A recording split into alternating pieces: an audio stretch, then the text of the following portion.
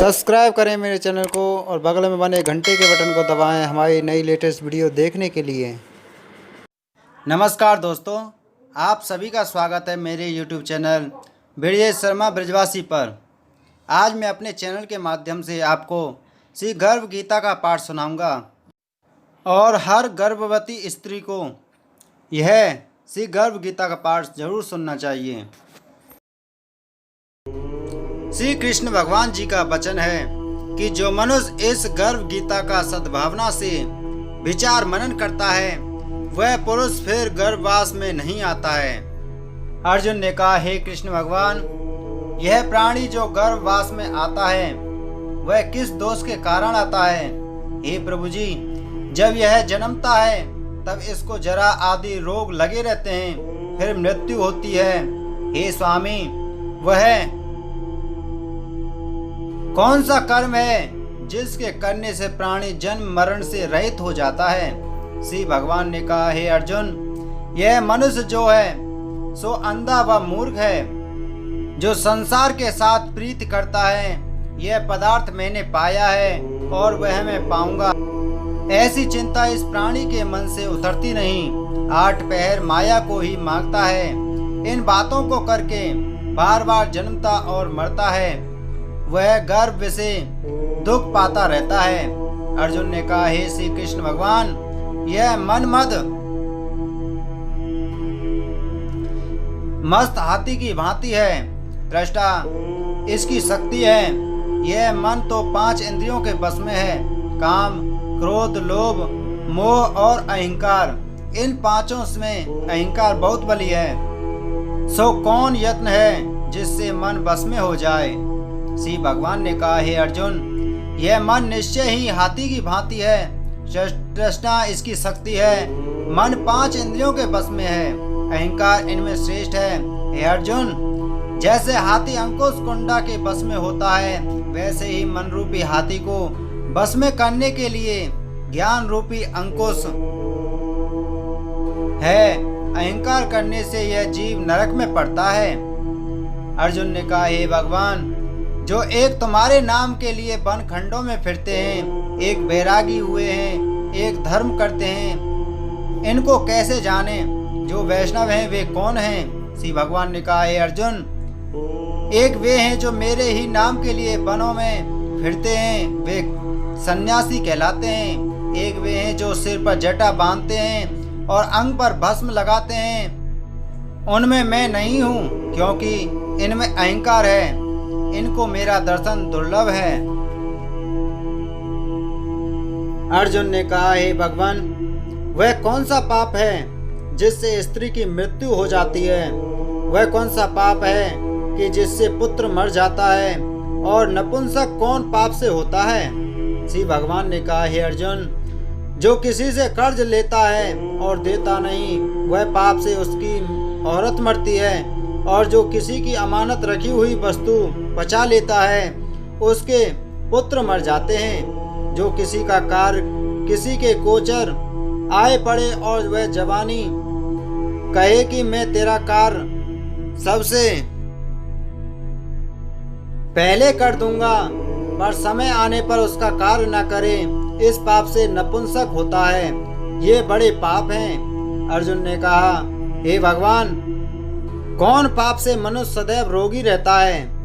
किस पाप से गधे का जन्म पाता है, स्त्री का जन्म तथा टट्टू का जन्म क्यों कर पाता है, और बिल्ली का जन्म किस पाप से होता है? श्री भगवान ने कहा, हे अर्जुन, जो भी मनुष्य कन्यादान करते हैं और इस दान में मूल्य लेते हैं, वे दोषी हैं। वे मनुष्य सदा रोगी रहते हैं, जो विषय विकार के वास्ते मदिरा पान करते हैं, वे टट्टू का जन्म पाते हैं। और जो झूठी गवाही बढ़ते हैं, वे औरत का जन्म पाते हैं। जो औरतें रसोई बना के पहले आप भोजन कर लेती हैं और पीछे परमेश्वर को अर्धदान करती हैं, तो वे बिल्ली का जन्म पाती हैं। और जो मनुष्य अपनी झूठी वस्तु दान करते हैं, वे औरत का जन्म पाते हैं, वह गुलाम औरतें होती हैं। अर्जुन ने कहा, हे भगवान, कई मनुष्यों को आपने सुवर्ण दिया है, सो उन्होंने कौन सा पुण्य किया है और कई मनुष्यों को आपने हाथी घोड़ा रथ दिए हैं, उन्होंने कौन सा पुण्य किया है? श्री भगवान ने कहा, हे अर्जुन, जिन्होंने स्वर्ण दान किया है उनको घोड़े वाहन मिलते हैं। जो परमेश्वर के निमित्त कन्यादान करते हैं सो पुरुष का जन्म पाते हैं। अर्जुन ने कहा, हे भगवान, जिन पुरुषों के अंदर विचित्र देह है उन्होंने कौन सा पुण्य कार्य किया है? किसी किसी के घर संपत्ति है, कोई विद्यावान है, उन्होंने कौन सा पुण्य कार्य किया है?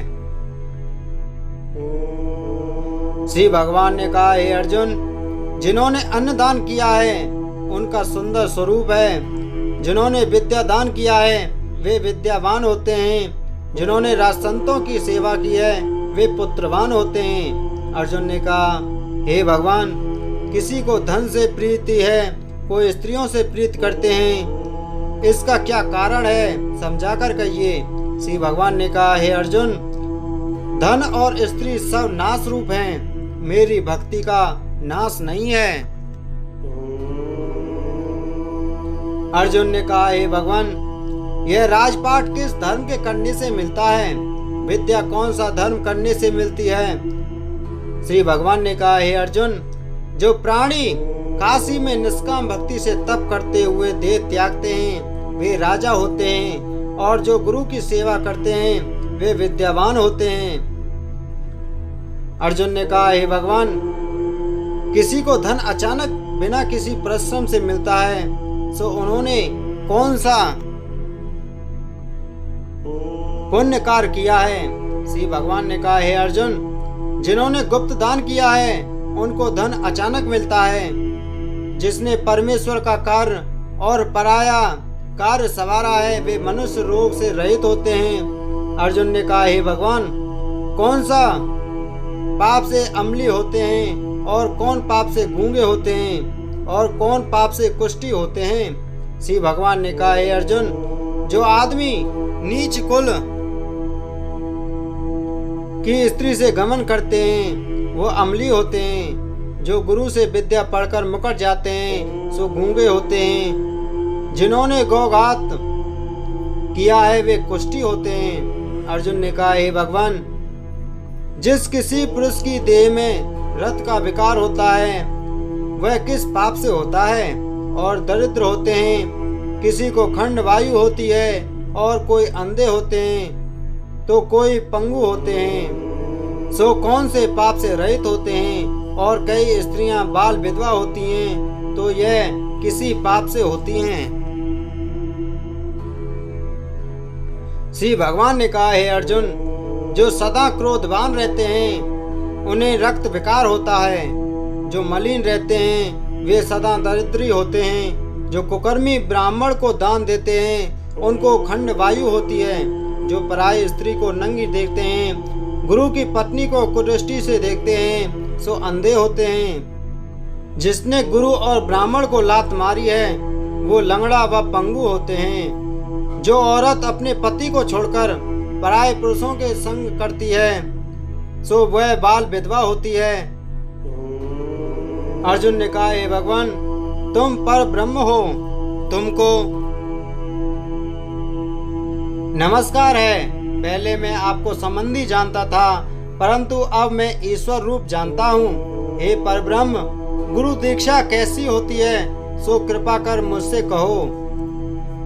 श्री भगवान ने कहा, हे अर्जुन, तुम धन्य हो, तुम्हारे माता पिता भी धन्य हैं जिनके तुम जैसा पुत्र है। हे अर्जुन, सारे संसार के गुरु जगन्नाथ हैं। विद्या का गुरु काशी, चारों वर्णों का गुरु सन्यासी है। सन्यासी उसको कहते हैं जिसने सबका त्याग करके मेरे विषय में मन लगाया है, सो ब्राह्मण जगत गुरु है।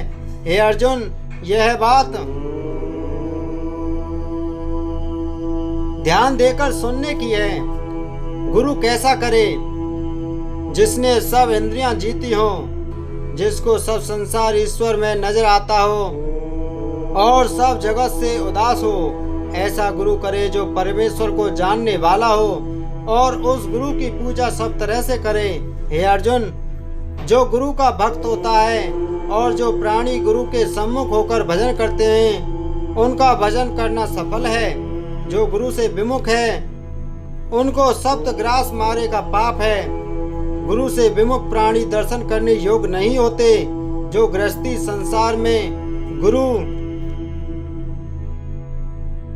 के बिना है वो चांडाल के समान है। जिस तरह मदिरा के भंडार में जो गंगा जल है वह अपवित्र है, इसी तरह गुरु के विमुख व्यक्ति का भजन सदा अपवित्र होता है। उसके हाथ का भोजन देवता भी नहीं लेते, उसके सब कर्म निष्फल हैं। कुकर, सूकर, गंधर्व, काक ये सब योनियां बड़ी खोटी योनियां हैं। इन सब से वह मनुष्य खोटा है जो गुरु नहीं करता। गुरु बिना गति नहीं होती, वह अवश्य नरक को जाएगा। गुरु दीक्षा बिना प्राणी के सब कर्म निष्फल होते हैं। हे अर्जुन, जैसे चारों वर्णों को मेरी भक्ति करना योग्य है, वैसे ही गुरुधार के गुरु की भक्ति करना योग्य है। जैसे गंगा नदियों में उत्तम है, सब व्रतों में एकादशी का व्रत श्रेष्ठ है, वैसे ही ये अर्जुन शुभ कर्मों में गुरु सेवा उत्तम है। गुरु दीक्षा बिना प्राणी पशु योनि पाता है। जो धर्म भी करता है सो पशु योनि में फल भोगता है। वह 84 योनियों में भ्रमण करता रहता है। अर्जुन ने कहा, हे श्री कृष्ण भगवान, गुरु दीक्षा क्या होती है? श्री भगवान ने कहा, हे अर्जुन, धन्य जन्म है उसका जिसने यह प्रश्न किया है। तू धन्य है। गुरु दीक्षा के 2 अक्षर हैं, हरि ओम। इन अक्षरों को गुरु कहता है। यह चारों वर्णों को अपनाना श्रेष्ठ है। हे अर्जुन, जो गुरु की सेवा करता है उस पर मेरी प्रसन्नता है। वह 84 योनियों से छूट जाएगा, जन्म मरण से रहित होकर नरक नहीं भोगता। जो प्राणी गुरु की सेवा नहीं करता वह 3.5 करोड़ वर्ष तक नरक भोगता है। जो गुरु की सेवा करता है उसको कई अश्वमेध यज्ञ के पुण्य का फल मिलता है। गुरु की सेवा मेरी सेवा है। हे अर्जुन, हमारे तुम्हारे संवाद को जो प्राणी पढ़ेंगे और सुनेंगे वो गर्भ के दुख से बचेंगे, उनकी 84 योनियां कट जाएंगी। इसी कारण इस पाठ का नाम गर्भ गीता है। श्री कृष्ण भगवान जी के मुख से अर्जुन ने श्रवण किया है। गुरु दीक्षा लेना उत्तम कर्म है। उसका फल यह है कि नरक की 84 योनियों से जीव बचा रहता है। भगवान बहुत प्रसन्न होते हैं। दोस्तों, अगर आपको यह गर्भ गीता का पाठ अच्छा लगा हो तो इस वीडियो को लाइक करें, शेयर करें और चैनल को सब्सक्राइब करना ना भूलें। आप सभी पर भगवान श्री कृष्ण की कृपा बनी रहे और कमेंट में जय श्री कृष्ण लिखना ना भूलें। आप सभी को जय श्री राधे।